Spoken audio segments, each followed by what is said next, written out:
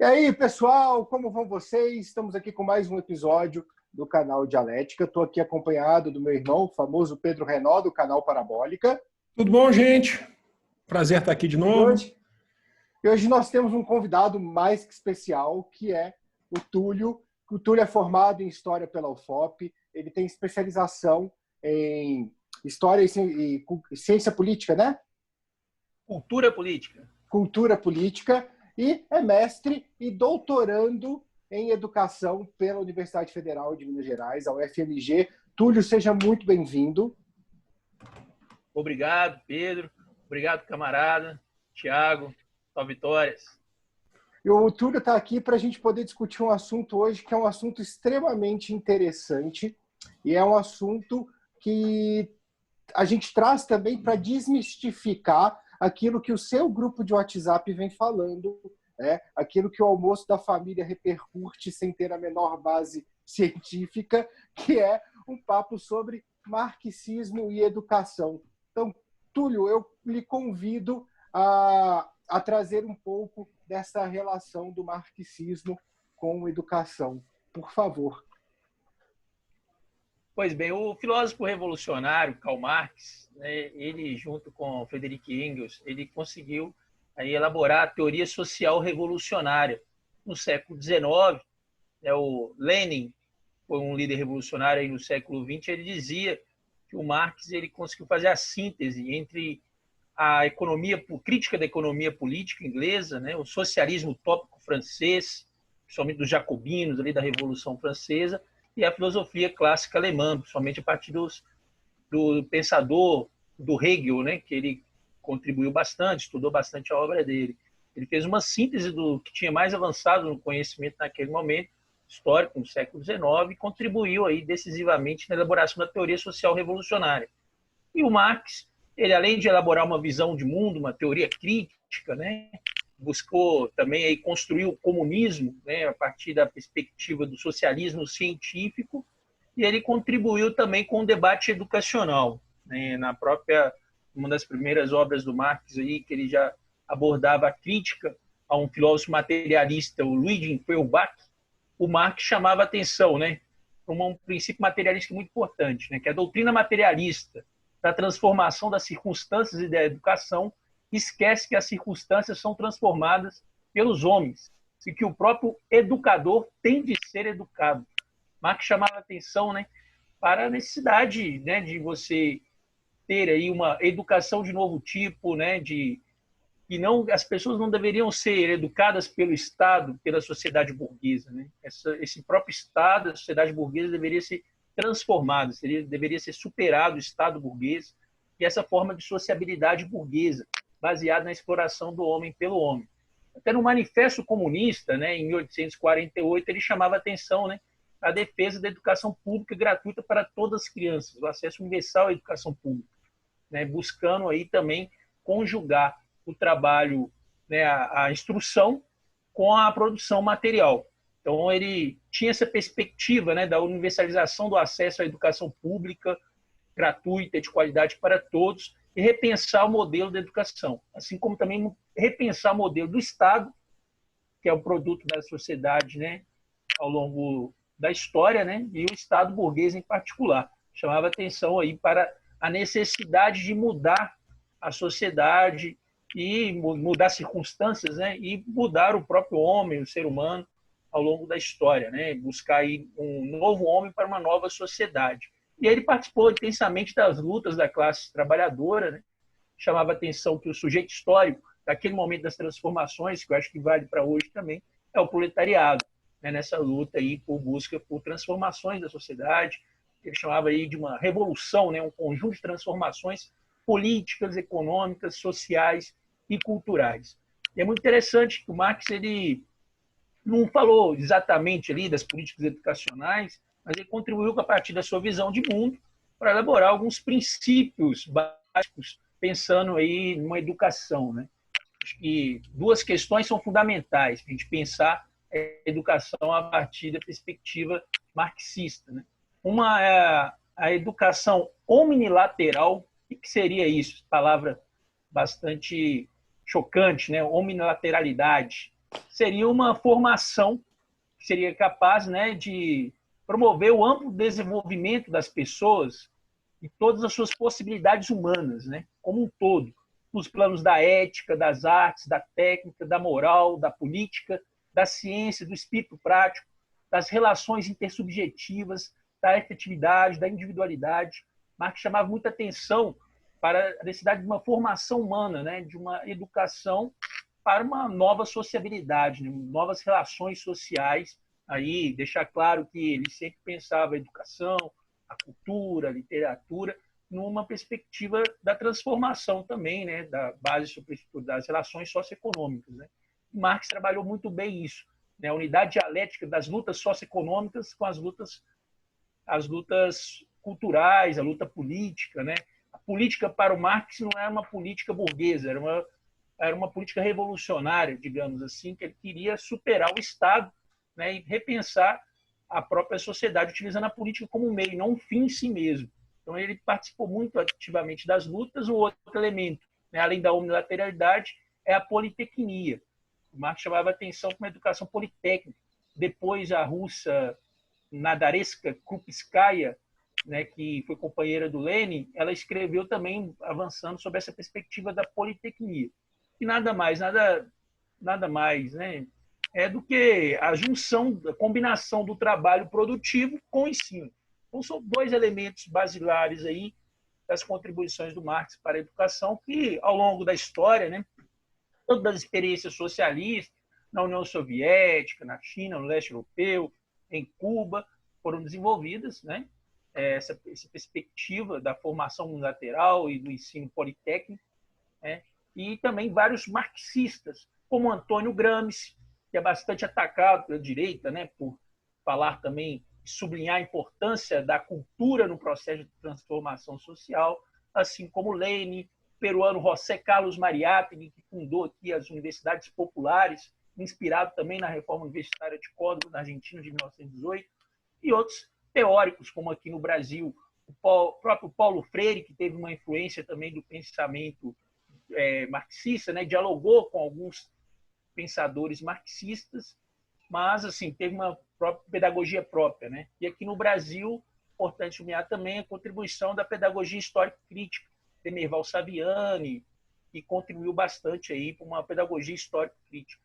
O marxismo vai influenciar aí diversos cursos e principalmente a luta do movimento operário, do movimento popular. Marx está bastante atual, né? Principalmente quando nós observamos uma crise do capital, né? E o Marx ele contribuiu bastante aí para o conhecimento de como funciona a sociedade, né? Marx conseguiu dar uma resposta muito importante para isso no seu tempo e que contribui até os dias atuais com princípios elementares da crítica da economia política.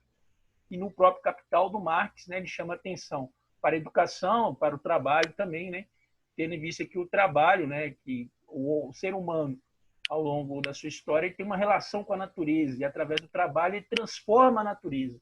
Na medida que ele transforma a natureza, ele também se transforma, né? Se autotransforma, ele se reeduca, muda suas relações. Infelizmente, na sociabilidade burguesa, né, lamentavelmente, ela é uma sociabilidade baseada na exploração do homem pelo homem. Né? A característica do trabalho na sociedade capitalista é essa exploração. A Marx chama atenção que o trabalho ele pode servir também na perspectiva emancipatória.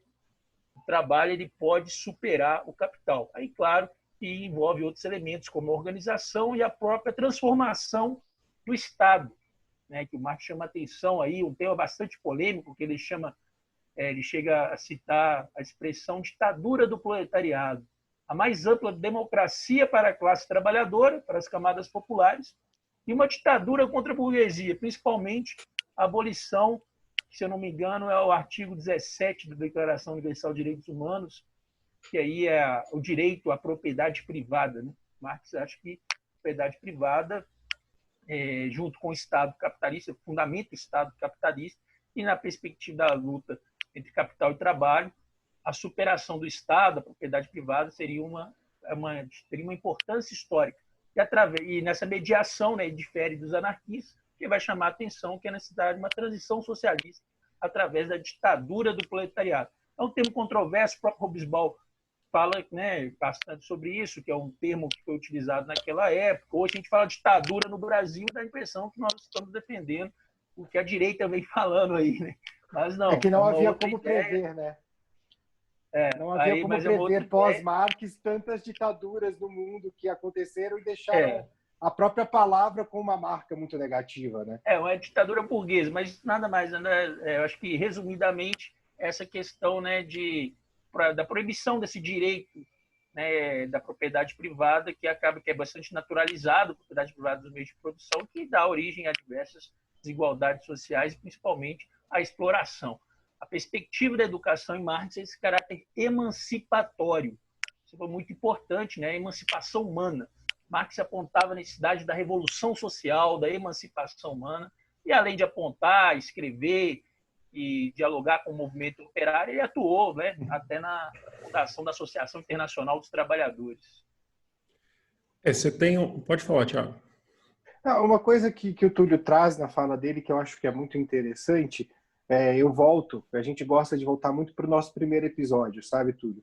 Que a gente discutiu se a educação de hoje faz sentido, pegando o modelo de educação que a gente tem hoje. Quando você traz toda essa bagagem na sua fala, o que a gente demonstra muito, o que a gente sente muito, é que Marx traz, na sua contribuição para a educação, uma educação para o ser, enquanto nós temos hoje, no nosso modelo educacional, na grande maioria das instituições, uma educação para o ter.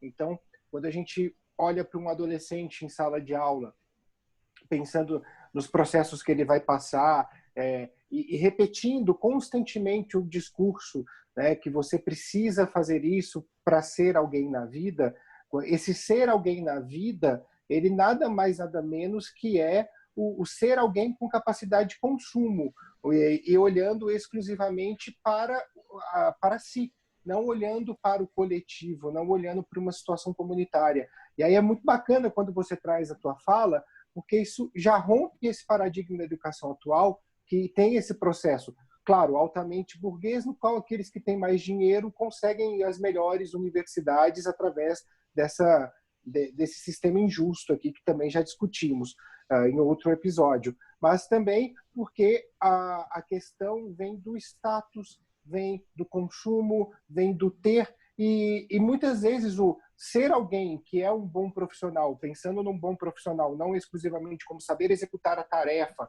mas como também compreender a responsabilidade social que cada profissão tem para o todo, isso fica de lado, isso fica completamente esquecido. Pois bem, Thiago, Thiago Renó e Pedro Renó, canal Dialética. Perfeito. Dialética. Olha A gente ia só, chamar o canal de Irmãos Renó em Ação. Irmãos Renó. Olha só, tem uma ironia que é interessante que o Marx apresentava, que ele falava o seguinte: é o Estado quem necessita de receber do povo uma educação muito severa. É necessário assim alterar, né, essas relações na sociedade burguesa, né, e destruir mesmo essa sociedade burguesa. Ele busca, né, essa perspectiva da revolução social presente na obra marxiana, né, e o trabalho, ele chama a atenção como elemento central para o processo formativo do ser social, mediado pela educação.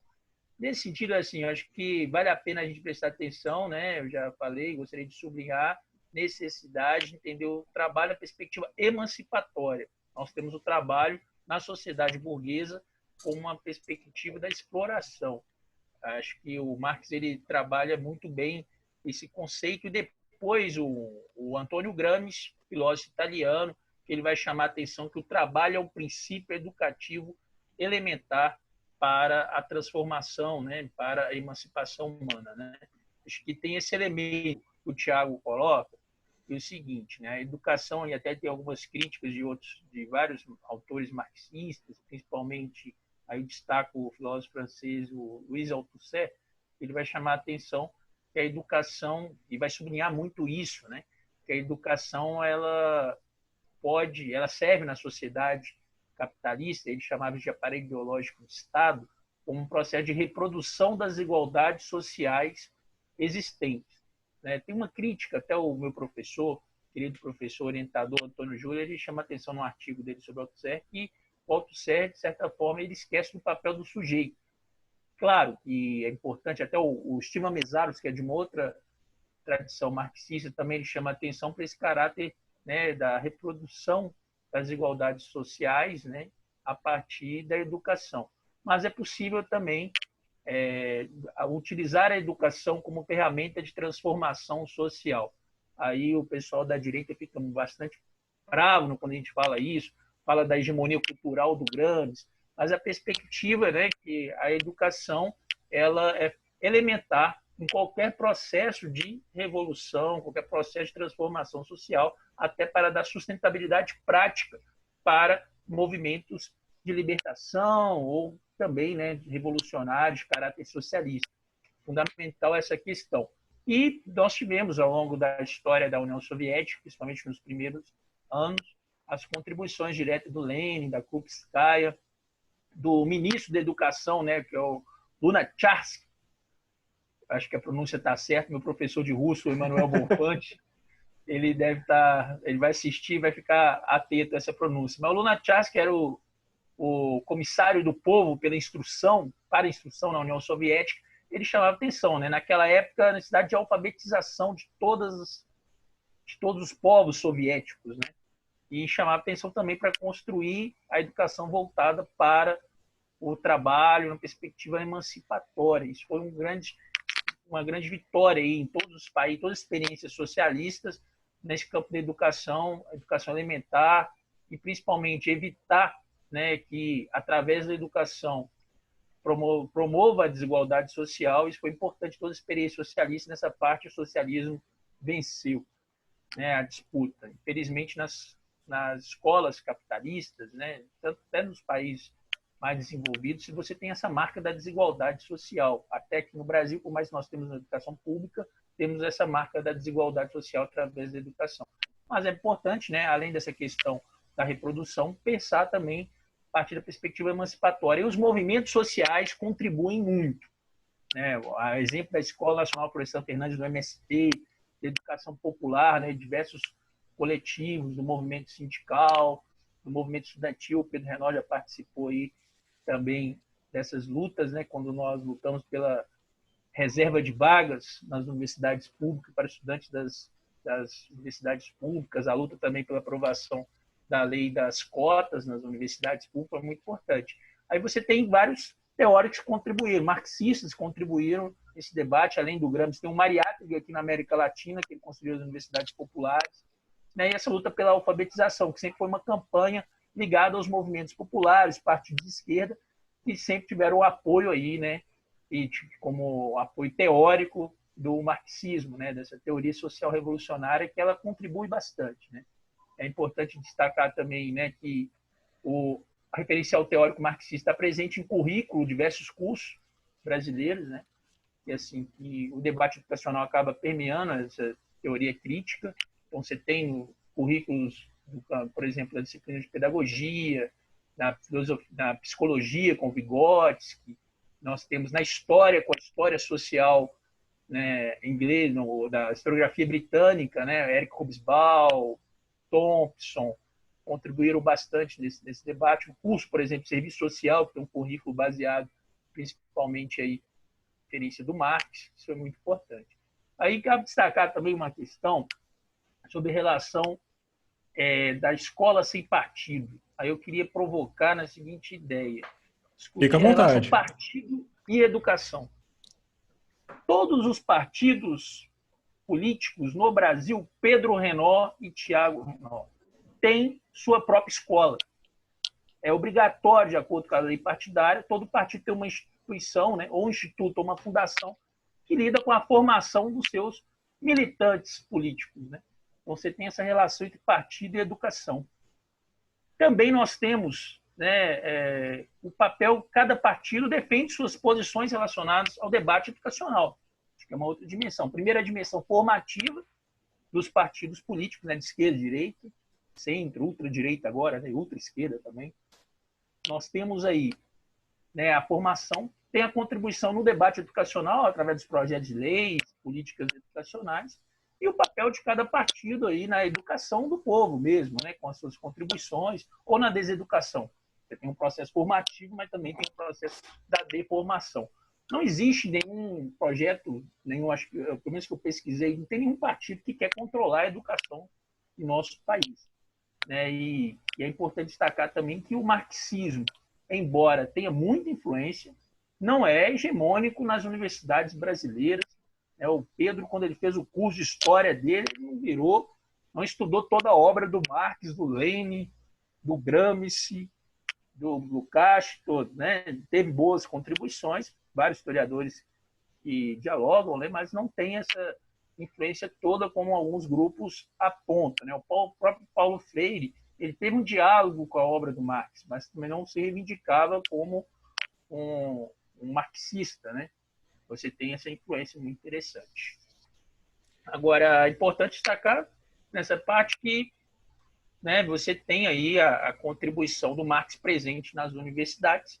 Tem um debate atual também, que é a questão da ciência, né? Marx chamava a atenção da ciência e ele não tinha um viés positivista, ele refutava essa perspectiva positivista, que era muito forte no século XIX, mas chamava a atenção para a perspectiva racional e a ciência, ao longo do século XX, ser utilizada para a humanidade, não para avançar nos elementos de barbárie, né? Como foi utilizado, por exemplo, a bomba nuclear, né? A ciência ela pode estar a serviço da humanidade. Esperamos isso, né? Esperamos que até a ciência possa construir resposta até para essa crise da pandemia global. Na verdade, é o objetivo fundamental da ciência, né? Como base. Só desvirtuam muitas vezes. Esse é um problema bem grave, né? Porque muitas vezes a ciência também se rende a questões econômicas e a questões da exploração do homem sobre o homem. E aí, obviamente, a gente tem aí um desvio de percurso naquilo que deveria ser a base da ciência.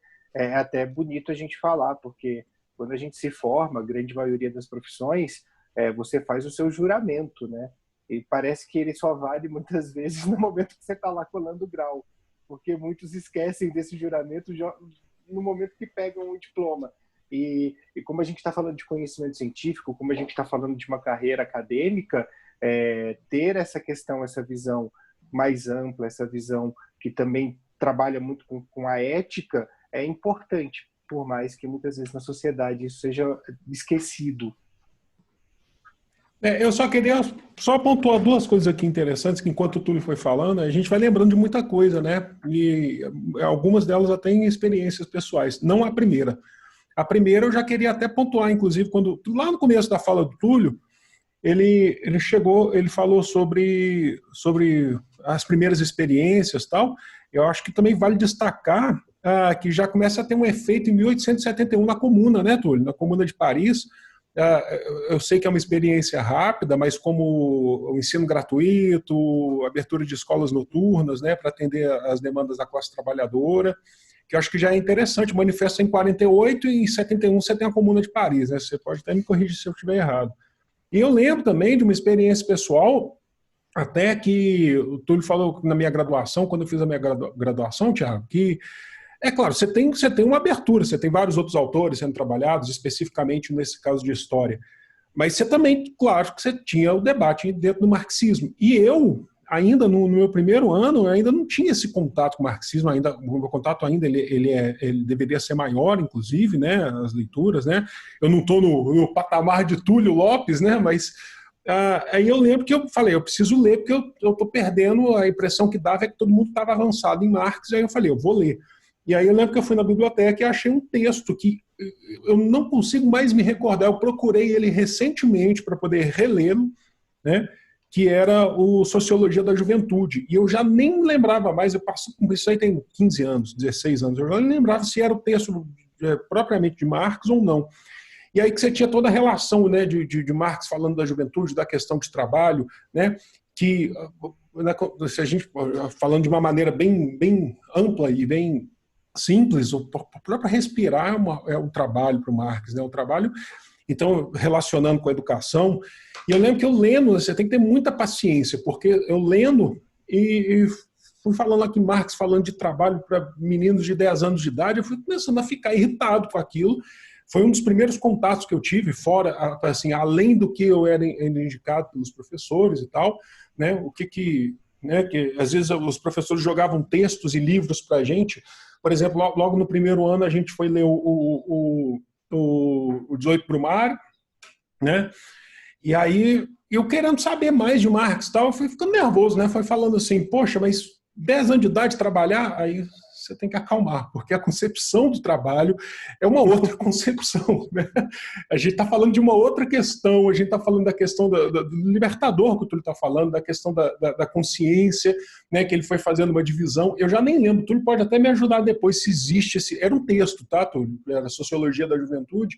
Eu nem lembro, mas... Pedro, Oi?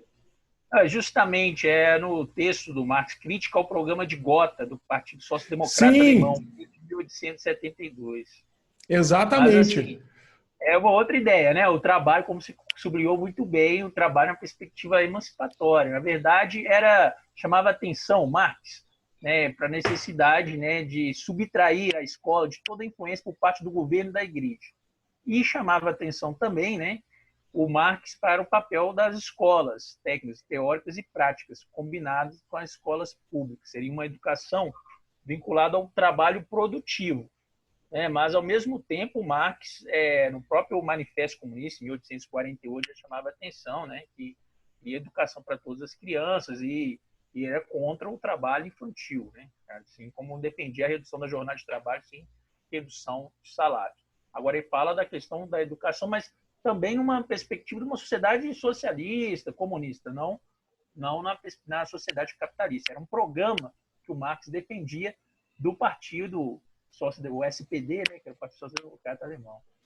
E em 1871 teve essa experiência histórica formidável, que é a Comuna de Paris, que o Marx escreve, né, como um informe para a Associação Internacional dos Trabalhadores. Muito interessante. Eu acho que é isso mesmo. Mas, se eu não me engano, esse texto que eu li, ele não era, na época ele estava explicando, acho que ele estava tentando dialogar com a crítica ao programa de Gotha, né? Ele estava tentando dialogar, e eu acho que o que me causa estranheza, porque acho que não era do próprio Marx, né? Mas ele tentava dialogar, ele tentava, acho que era algum texto que eu tive ali, que estava tentando discutir sobre, não era um dos pontos da crítica ao programa de Gotha, que inclusive recente eu li, é que eu tinha algumas coisas a mais mesmo, né? Mas eu estava tentando ver, e foi uma primeira experiência que eu tive, assim, com teoria marxista, falando inclusive de juventude. Eu estava naquela, né, eu tinha acabado naquela época, eu tinha acabado de entrar, começar a militar, né, e aí eu estava precisando pesquisar, estava querendo, né, estava com aquela vontade, e aí você vai lendo. Inicialmente choca, né, mas assim, choca no sentido de que você tem que ter paciência para fazer a leitura. Eu comentei aqui, Túlio, recentemente com o Thiago, no último, a gente fez último episódio, nós falamos sobre o filme O Poço. Você assistiu O Poço, da Netflix? Que tem questões interessantes lá? Fica a dica aí. E aí a gente estava comentando, inclusive falando de Marx, a gente até comentou de Marx, que o Marx era um cara extremamente irônico, assim, sabe? Não é fácil de ler Marx, né? Eu não tenho uma leitura avançada de Marx, mas não é fácil de ler pelo que eu leio, que ele dava muitas... Na própria crítica ao programa de Gotha, ele dá altas respostas irônicas, assim, que às vezes você não pega, né? Você fica naquela, opa, o que é isso, né? Aí quando a gente fala, por exemplo, da questão da ditadura, de fato, o marxismo a gente tem que bater de frente no sentido de desmistificar, não desmistificar, mas tentar mostrar que não é isso que todo mundo está pensando, né? Principalmente relacionado à educação, que é o que nos toca, né? E o próprio José Paulo Neto, ele fala sobre, usa o termo da questão da ditadura do proletariado, e tem um trabalho também que ele fala sobre o conceito de ditadura do proletário. Uma vez eu fiz um vídeo desse no meu canal Parabólica. O que teve gente que em 2 segundos já vem, você coloca Marx, o que tem gente que vem em 2 segundos falar, encher o saco porque você simplesmente falou de Marx, sabe? É impressionante, né? E aí a gente acaba, muitas vezes, não a gente necessariamente aqui, mas muitas vezes a gente acaba fechando os olhos, né? Quando a gente está falando de educação, o Marx é fundamental. Aí eu vou tu está lançando os desafios aí, eu lanço um outro desafio para quem estiver, por exemplo, assistindo ou escutando, Thiago, que encontrem um método mais atual e avançado do que o entendimento da história através do materialismo. Materialismo histórico. Não acha, não tem. Sabe? Para mim, e a importância de Marx está muito ali, sabe? E tem muita gente que vai fazer a crítica, mas não consegue pensar uma outra forma, sabe? Então, Marx ele é muito avançado para o seu tempo e ele é muito avançado para a atualidade. Tanto é que os marxistas estão sempre aí, né?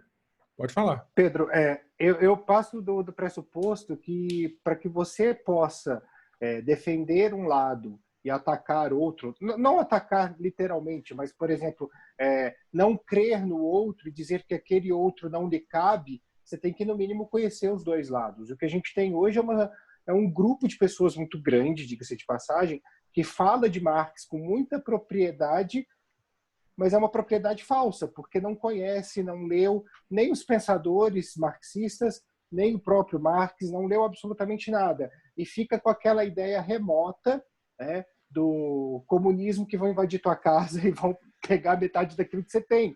Que as coisas de crise de 29, né? Sim, a questão até das incoerências do Estado comunista, essas coisas que as pessoas falam, e você fala assim, poxa, peraí, cadê a coerência dessa pessoa? O que ela leu? O que ela, sabe, o que ela teve de contato com realmente a obra do Marx, ou não necessariamente a obra do Marx, mas a obra das pessoas que se aproximam dele. Mas existe esse temor. Mas aí vem assim, é uma opinião minha, mas acho que ela é bem tranquila, assim, bem clara. Quando a gente trabalha qualquer senso crítico, e é alguma coisa que Marx traz com muita propriedade, a gente faz um movimento de quebra de privilégio. E quebrar esse modelo burguês é fazer uma quebra aos privilégios e a gente começar a trabalhar com direitos essenciais, deveres essenciais. E isso é complicado, porque quem tem não quer perder. Quem tem não quer perder e não importa assim, olhar para o outro. Então é mais fácil atacar aquele que fala que é contra os privilégios, como se ele fosse contra algo que é orgânico seu, do que simplesmente compreender qual é o contexto daquela quebra de privilégios que se retrata. Mas posso só dar mais uma contribuição aqui, se me permitem?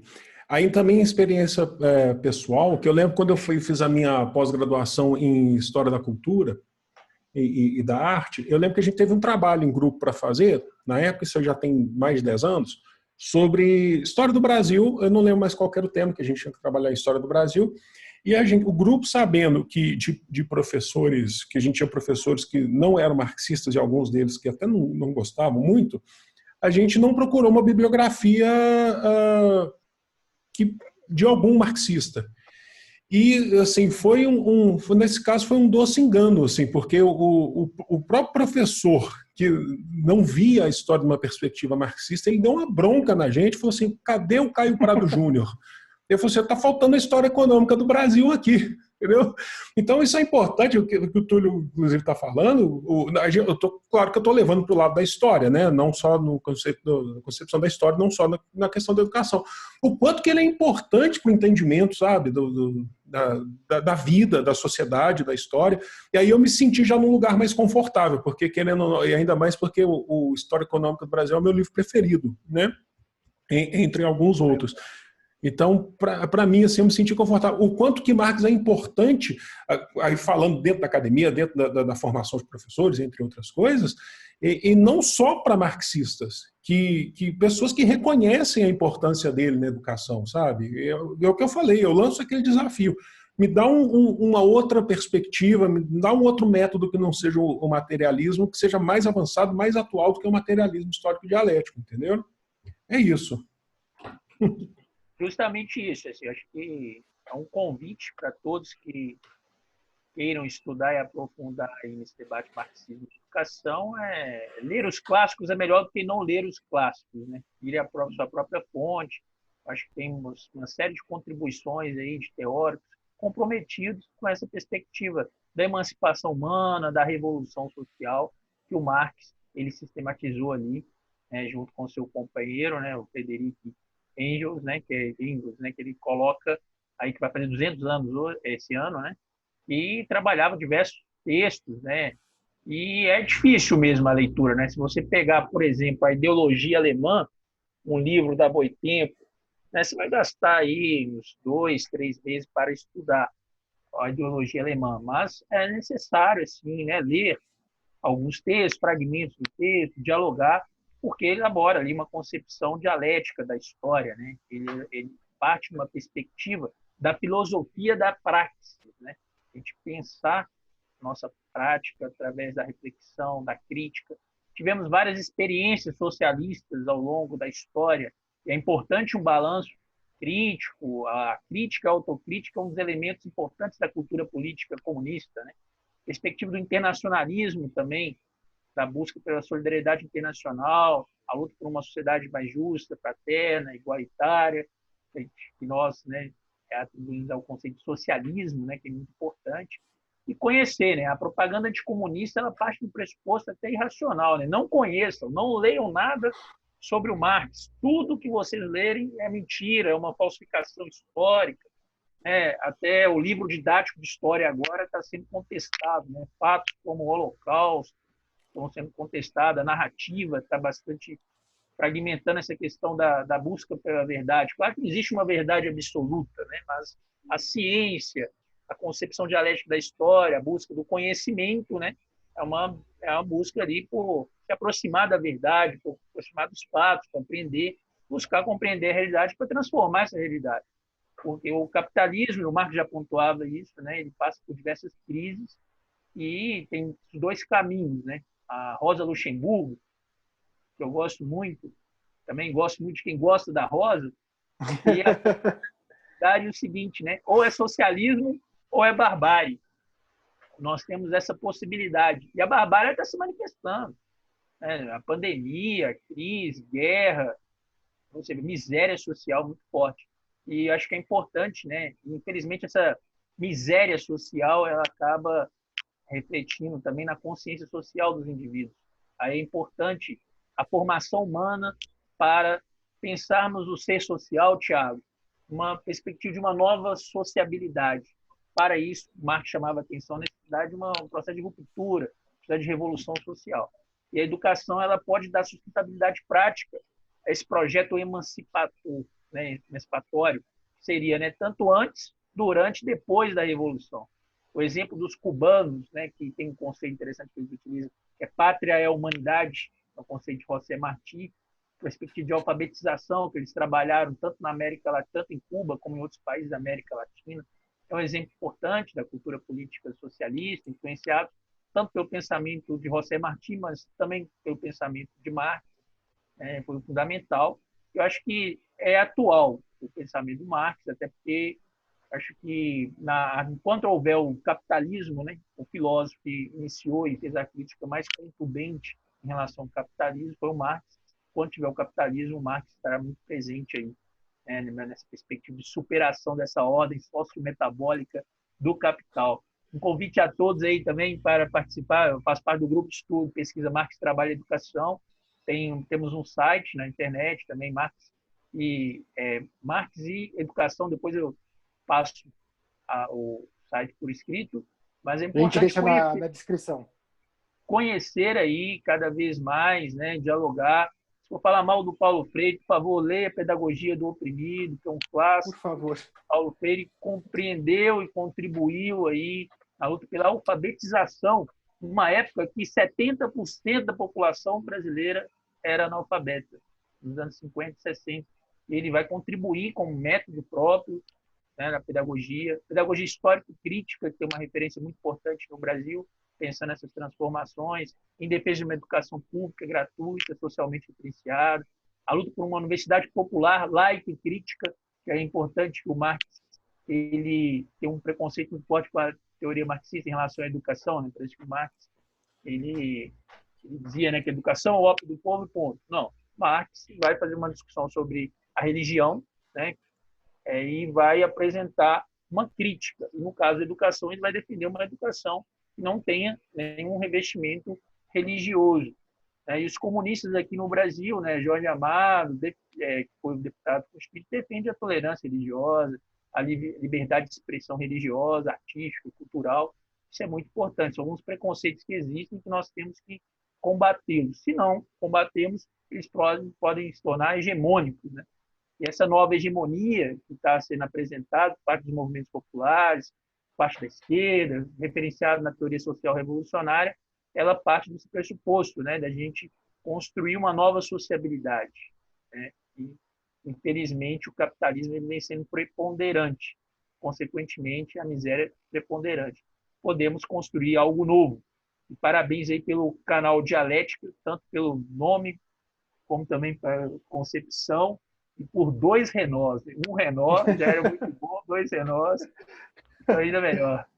Em dose dupla. E até te completando, Túlio, diferente de Marx, para quem quiser começar, está nos ouvindo e ainda não entrou em contato com o pensamento marxista, ou as suas vertentes, ou algo que se aproxima e dialoga, a pedagogia do oprimido, que você citou, de Paulo Freire, a linguagem é muito mais fácil de se compreender do que a linguagem que Marx escreveu Capital, por exemplo. Então é um bom começo, é um bom start para quem quer compreender um pouquinho dessa educação para todos e dessa quebra de paradigma com o modelo que a gente tem aqui. Paulo Freire, inclusive, cita no livro que é a educação bancária, né?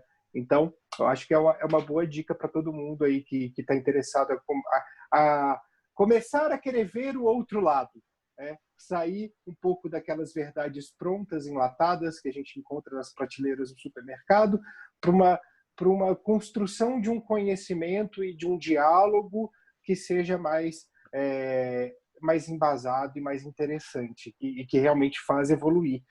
Então, vale a pena. Tiago, 3 obras assim, que eu acho que para introdução, né, que vale muito a pena, né? Primeiro, a obra do Zé Paulo Neto, que é uma sistematização dos principais textos do Marx, que é o Leitor de Marx. Ele apresenta os principais textos do Marx. Uma outra é do Eric Hobsbawm, né? Chama Como Mudar o Mundo. Texto bastante sugestivo, que ele fala da atualidade do marxismo. E para quem quer aprofundar... Pedro no último episódio. Ótimo. Indiquei no último episódio. Só vitória. E a outra indicação, né, para quem quer aprofundar e compreender aí a dinâmica do capitalismo, né, do capital no século XXI, né, a obra do Estiva Mesaros, Para Além do Capital. É uma obra bastante densa, mas bastante rica, né? Um ótimo presente para Dia dos Namorados, Dia do Trabalhador, aniversário, né? Que é interessante. E o Mesaros, ele tem uma obra dele que é bastante interessante sobre educação, que é Educação para Além do Capital, quando ele escreve, né, e fala numa perspectiva, né, que nós temos que buscar soluções, né, ir a fundo dos problemas e buscar soluções substantivas para os problemas que são substantivos, para os problemas reais da nossa sociedade, da nossa educação, e buscar aí a luta por uma educação socialista, uma educação emancipatória. A ideia da revolução, da emancipação social, cada dia mais presente, tendo em vista principalmente as necessidades históricas e a possibilidade histórica também, que a crise, contraditoriamente e dialeticamente, abre para a humanidade. Tem essa possibilidade também. Tem tanto do fascismo à direita, como também do socialismo / comunismo, para quem está do lado da esquerda, ou seja, do lado dos trabalhadores, do povo pobre, trabalhador do nosso país. Perfeito. Alguma conclusão, Pedro? Alguma colaboração? Acho que uma frase para poder, claro que não vai resumir isso, mas que acho que é importante é educação não é mercadoria. Perfeito. A gente já repetiu essa frase aqui algumas vezes, né? Palavra de ordem, né, Túlio? Eu lembro. Bem, eu quero muito, muito agradecer a participação do Túlio hoje aqui conosco, que foi um papo extremamente esclarecedor e também um papo que ajuda a despertar essa quebra de preconceito, que muita gente com certeza vai chegar aqui vendo esse vídeo, vai falar, e a gente sabe que vai ter alguns haters, alguns comentários, mas a gente está disposto a dialogar sempre. Então, isso é uma coisa importante. Eu acho que ouvir tudo que você trouxe hoje, Túlio, é extremamente importante para a gente começar a quebrar essa barreira das verdades prontas, desse preconceito contra o pensamento marxista que existe, que é um preconceito que não tem nem fundamento, e poder compreender um pouquinho mais dessa relação, porque a educação ela está em tudo. Então, quando Marx traz toda a obra dele, por mais que ele não seja um autor de educação diretamente, como foi o Paulo Freire, não tem jeito da gente não tirar a educação, da gente não enxergar a educação nas palavras de Marx. Então, muito, muito obrigado pela sua participação hoje aqui no canal Dialética. Eu que agradeço, os irmãos Renó, só vitórias. Obrigado pelo convite, estamos aí à disposição dos camaradas. Obrigado, Túlio. Vamos... Pode falar rapidinho. Por favor. Não, eu ia falar eu já estava comendo aqui das dicas, né? Você quer... Sim, vamos lá. Qual a sua dica? Túlio, a gente sempre dá umas dicas aqui, uma dica assim, final assim, de uma leitura, um filme, alguma coisa aqui, pra gente, só para indicar mesmo, né? Como eu falei semana passada, eu indiquei o Hobsbawm, Como Mudar o Mundo, que eu acho que é uma obra de fato, para você ter um acesso mais didático à teoria marxista.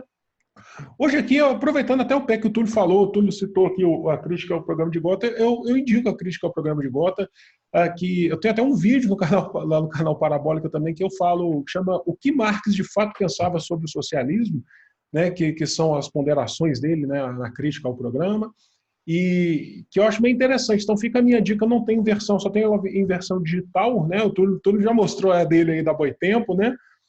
Mas fica a minha dica, principalmente para quebrar as fake news aí de WhatsApp, já que a gente está falando de Marx, né? Quando a gente vai entender lá o conceito em Marx, falando de trabalhar de acordo com a sua capacidade, né? E produzir de acordo com a sua necessidade, né? Pensando naqueles que também não estão aptos ao trabalho braçal, né, esse tipo de produção. Então, a minha dica fica a crítica ao programa de Gotha, que acho que é fundamental para acabar com preconceitos em relação ao que Marx, de fato, pensava no socialismo. E dizer antes, rapidinho, só para dizer que é um prazer estar aqui com o Túlio. O Túlio é um amigo e camarada de longa data, que eu tenho muito carinho e muito respeito por ele. Assim, eu fico muito feliz de estar aqui com ele hoje aqui. E com você também, meu irmão Tiago, também, que é um grande professor, um grande profissional. Bem, eu vou dar uma dica bem simples hoje, porque tem uma linguagem simples e por mais que tenha, às vezes, uma visão um pouco romantizada, tem muita coisa lá que a gente consegue extrair para fugir daquilo que nos chega aqui no Brasil. É um documentário da Netflix, feito por eu indiquei inclusive ao Pedro, feito por um jornalista estadunidense, mas o documentário ele foge muito daquela visão cubana que nós temos pronta, né, de que todo mundo está lá passando fome, todo mundo quer fugir de lá, todo mundo quer sair de lá. Então, já que muitas vezes você não pode ir a Cuba porque falta grana, eu tive a feliz oportunidade de passar uns dias em Havana e eu vi esse documentário, inclusive, antes de viajar, que é Cuba e o Cameraman. Ele acompanha um pouco a vida do povo cubano, trabalha aí questões dos altos e baixos dentro da história de Cuba, a questão do que a queda da União Soviética trouxe para aquele povo, a questão da migração. E eu acho que vale a pena para desconstruir algumas ideias que nós temos de Cuba aqui no Brasil, que nos chega, inclusive pela grande mídia, e realmente faz parecer que tudo que a gente quer de ruim tem que ir para Cuba, né? O velho grito vá para Cuba. O filme me fez, inclusive, acatar o grito e ir para Cuba. Oi, Thiago. Olha só. Vai para Cuba. Cuba está presente com as brigadas médicas em 21 países aí do mundo hoje combatendo o Covid-19. Né? Sim. E quando eu estava lá... Leu o programa de Gotha, depois o Estado e a Revolução, com leituras complementares. O programa de Gotha, crítica ao programa de Gotha do Karl Marx, depois o Estado e a Revolução do Lenin. ficar perfeito. Então fica aí sua dica, né? Inclusive, Lenin ontem, né? A gente está gravando na quinta-feira, veio muito bem a calhar. 150 anos de camarada Vladimir, 150 anos, né? isso aí. É isso aí. Então fica a sua dica aí, Túlio. Primeiro, vai para Cuba. Pode todo mundo para Cuba. Vale a pena conhecer Cuba socialista, com suas contradições, também sua igualdade, sua beleza e a fraternidade dos povos. É verdade. Bem, a gente vai se despedindo por aqui. Agradeço mais uma vez então a participação do Túlio. Pedro, por favor, despeça-se. Bom, obrigado, gente. Foi um prazer, Túlio, foi um prazer, Thiago, e a gente se vê no próximo. Tá bom, então a gente se vê no próximo. Não esqueçam de se inscrever no canal, ativar as notificações. Se quiser comentar, propor um tema, canaldialética@gmail.com e até a próxima.